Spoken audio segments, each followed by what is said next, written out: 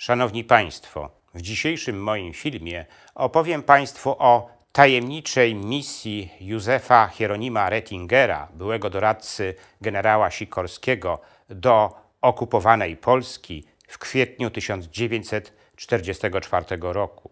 Ten film zatytułowałem Misja Salamandra. Gorąco zapraszam do oglądania.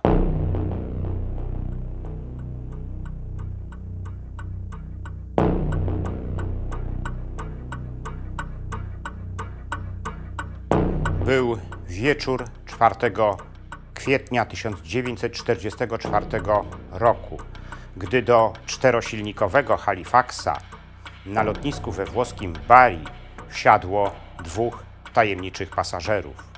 Na głowach mieli prezentowe worki z wyciętymi na oczy i usta otworami. Zdjęli je dopiero wówczas, gdy usadowili się w środku samolotu. Halifax oderwał się od płyty lotniska i zaczął sunąć w kierunku Adriatyku. Potem znalazł się nad węgierską równiną, a następnie zaczął kierować w stronę wystającego na horyzoncie łańcucha polskich Tatr.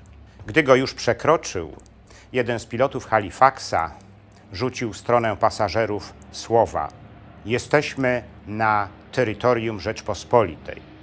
Obaj pasażerowie sprawdzili swoje spadochrony i zaczęli oczekiwać na sygnał do skoku.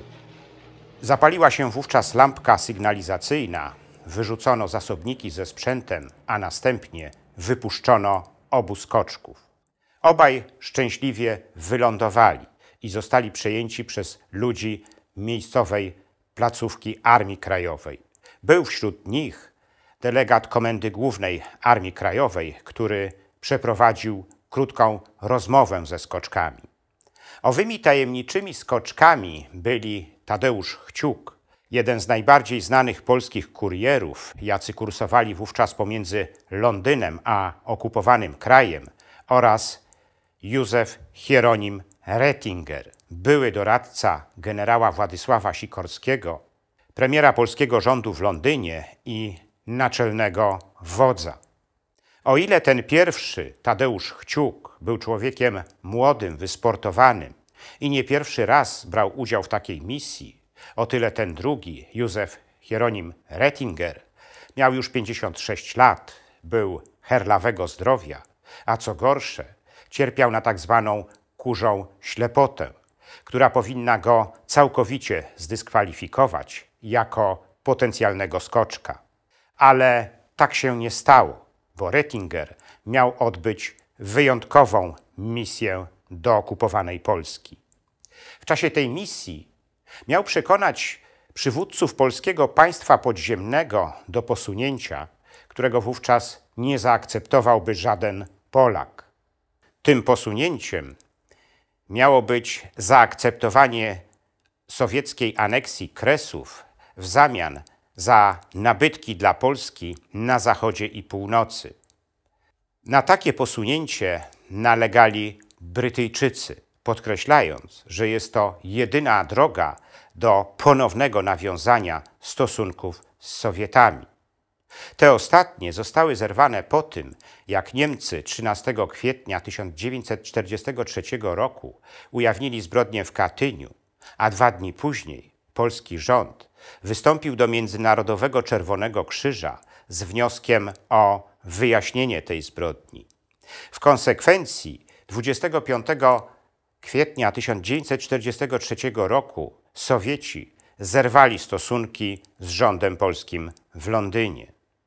Jakby tego było mało, 4 lipca 1943 roku w Gibraltarze zginął generał Władysław Sikorski, polski premier i jedyny polski polityk cieszący się akceptacją aliantów. Ci ostatni zadecydowali o losach Polski w czasie konferencji Wielkiej Trójki w Teheranie, jaka miała miejsce na przełomie listopada i grudnia 1943 roku, w czasie której przystali na plan Stalina. Ten plan w istocie sprowadzał się do zaakceptowania przez stronę polską aneksji przez Sowietów Kresów.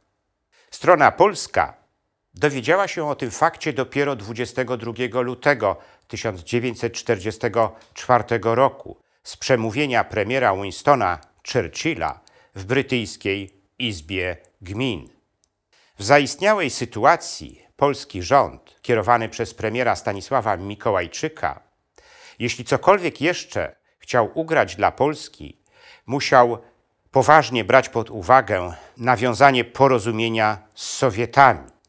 Jednak warunkiem tego porozumienia miało być zaakceptowanie postanowień z Teheranu, czyli faktu zagarnięcia przez Sowietów polskich Kresów. Przed takim właśnie dylematem stanął polski rząd w Londynie na początku marca 1944 roku. I misja Józefa Rettingera do okupowanej Polski i jego rozmowy z przywódcami polskiego państwa podziemnego miały pomóc mu w rozstrzygnięciu tego dylematu. Nie jest do końca jasne, kto był pomysłodawcą misji Józefa Rettingera do okupowanej Polski. Czy był nim sam Józef Rettinger, czy też ten pomysł podsunęli mu Brytyjczycy, a raczej brytyjski wywiad, z którym Rettinger związany był od dawna. W każdym razie Rettingerowi na czas tej misji nadano kryptonim Salamander. Misja Józefa Rettingera do okupowanej Polski od początku obfitowała w nadzwyczajne sytuacje i zdarzenia. Wiele z nich do dzisiaj pozostaje niewyjaśnionych. Rettinger po wylądowaniu w Polsce przedostał się do Warszawy. Tam spotkał się najpierw z delegatem rządu na kraj, Janem Stanisławem Jankowskim. W czasie tego spotkania Rettinger przedstawił Jankowskiemu położenie międzynarodowe Polski po konferencji w Teheranie oraz zarysował drogę do zawarcia porozumienia z Sowietami.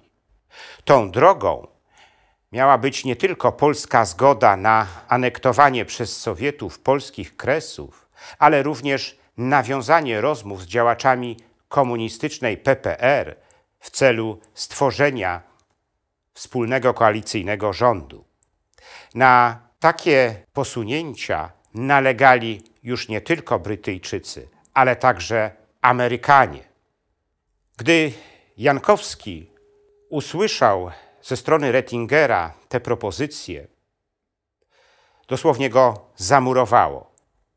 Kilkanaście dni później Józef Rettinger spotkał się z członkami konspiracyjnej delegatury rządu na kraj, która grupowała przedstawicieli krajowych sił politycznych. Już na początku tego spotkania zarysowała się ogromna różnica w stanowiskach obydwu stron. O ile Rettinger porozumienie z Sowietami traktował jako pragmatyczne posunięcie w zaistniałej sytuacji, o tyle dla przywódców polskiego państwa podziemnego takie działanie wydawało się zdradą polskich interesów. Po tym spotkaniu wobec Józefa Rettingera pojawiły się poważne podejrzenia wśród przywódców polskiego państwa podziemnego. Nic dziwnego, że osobą Józefa Rettingera zajął się wówczas oddział II Komendy Głównej Armii Krajowej, czyli akowski kontrwywiad. Po jakimś czasie podjął on nawet decyzję o zlikwidowaniu Rettingera. Postawiono nawet w tym celu w stan gotowości specjalną komórkę likwidacyjną, ale ostatecznie do tego nie doszło. W ostatniej chwili tą decyzję miał zablokować delegat Jankowski w porozumieniu z komendantem głównym Armii Krajowej, generałem Tadeuszem Komorowskim-Borem.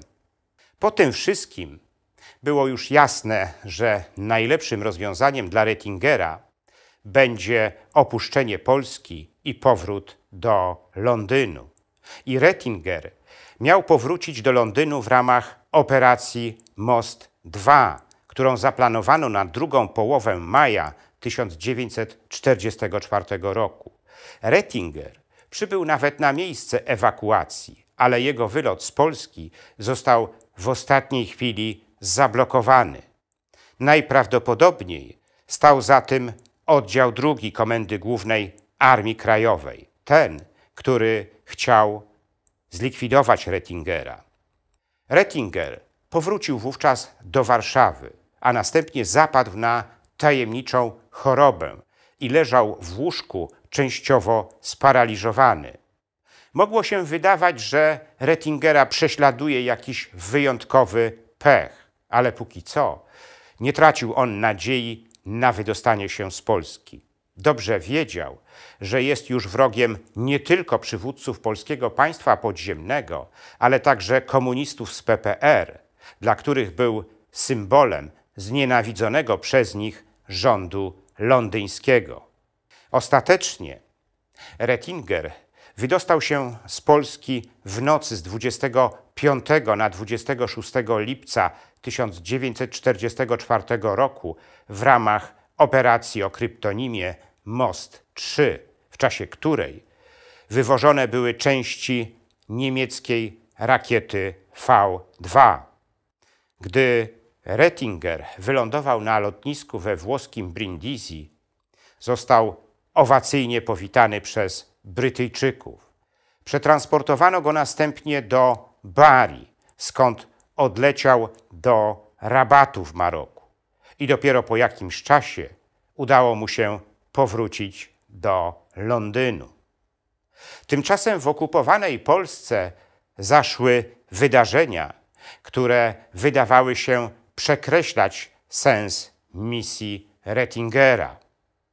W końcu lipca 1944 roku sowiecka Armia Czerwona przekroczyła linię Bugu, a następnie dotarła do linii Wisły. Na zajętych przez Armię Czerwoną terenach zainstalowany został Polski Komitet Wyzwolenia Narodowego, mieniący się nowym polskim rządem. PKWN niejako z marszu przystąpił do budowy zrębów administracyjnych nowej Polski, wymyślonej przez Stalina i całkowicie podległej Sowietom. Jakby tego było mało, 1 sierpnia 1944 roku w Warszawie wybuchło powstanie. Pomimo tego, że rozmówca Rettingera, delegat Jankowski, wielokrotnie zapewniał go o tym, że nie wybuchnie. W tej sytuacji nikogo już nie interesowała misja Józefa Rettingera do okupowanej Polski i jej polityczne efekty. Tak czy inaczej, misja Józefa Rettingera do okupowanej Polski w kwietniu 1944 roku to jedna z najbardziej intrygujących polskich historii, jakie wydarzyły się w czasie II wojny światowej.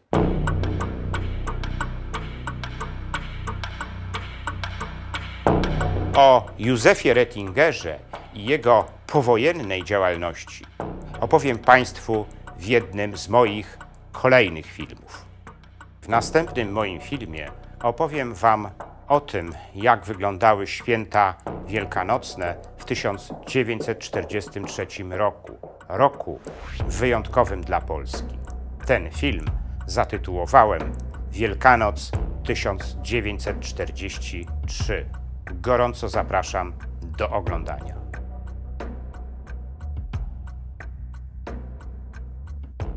Dziękuję za wsparcie, jak również za liczne komentarze pod moimi filmami. Chciałbym dalej rozwijać kanał Zakazane Historie, aby lepiej spełniać Państwa oczekiwania. I dlatego proszę o dalsze wsparcie finansowe kanału Zakazane Historie. Wszelkie informacje na ten temat znajdują się w opisie pod filmem.